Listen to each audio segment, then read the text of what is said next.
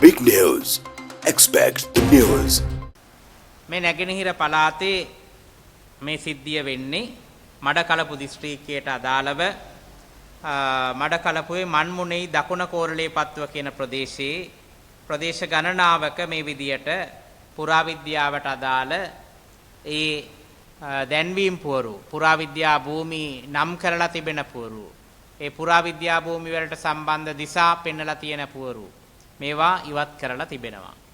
මේක සිද්ධ කරලා තිබෙන්නේ ඊලංකේ තමිල් අරසු කච්චි කියන පක්ෂයේ ඒ ප්‍රදේශයේ ප්‍රාදේශ සභා සභාපතිවරයා විසින් තමයි මේක සිද්ධ කරන්නේ. ඒ කියන්නේ සුමන්තිරන් නායකත්වයේ දරන එහෙම නැත්නම් මහලේකම්කම දරන ඊලංකේ තමිල් අරසු කච්චි පක්ෂය තමයි මේ ක්‍රියාදාමයට යෙදিলা තියෙන්නේ. අපි දන්නවා පසුගිය කාල සීමාව තුලම නැගෙනහිර පළාතේ උතුරේ කියන මේ ප්‍රදේශ දෙකේම එක පැත්තකින් ද්‍රවිඩ අන්තවාදීන් අනිත් පැත්තේ මුස්ලිම් අන්තවාදීන් මේ රටේ ඉතිහාසය පෙන්වන මේ පුරාවිද්‍යා ස්ථාන එක්ක දැඩි වෛරයකින් ඒ ස්ථාන විනාශ කරමින් ඩෝසර් කරමින් ඒ ස්ථාන ඉතිහාසයෙන් අකාමකා දමන්නට බොහොම වෙහෙසක් දැරුවා.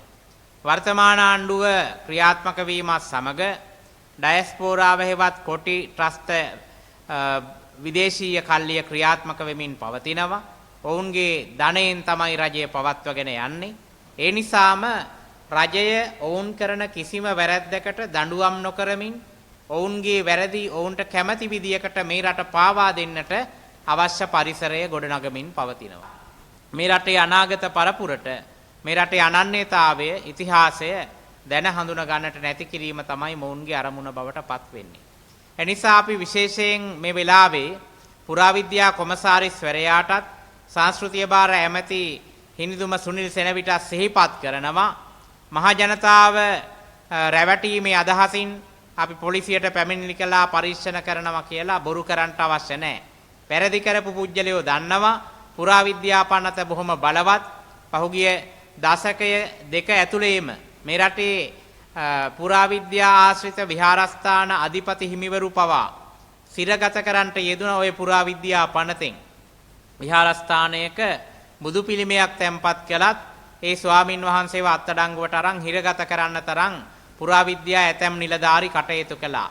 එහෙම පසුබිමක මේ සුදාකරන් ඇතුළු පිරිස මේ විදියට පුරාවිද්‍යා භූමි වනසන්නට පියවර තබද්දී නීතිය ක්‍රියාත්මක කරනවා කියලා බොරුවට පරීක්ෂණ කරනවා කියලා පොලිස් දෙපාර්තමේන්තුවෙන් ප්‍රකාශ නිකුත් කරලා මේවා වහලා දාන්න හදනවා නම් ඒක මේ රජය කරන ලොකු වැරැද්දක් කියලා අපි සිහිපත් කරනවා.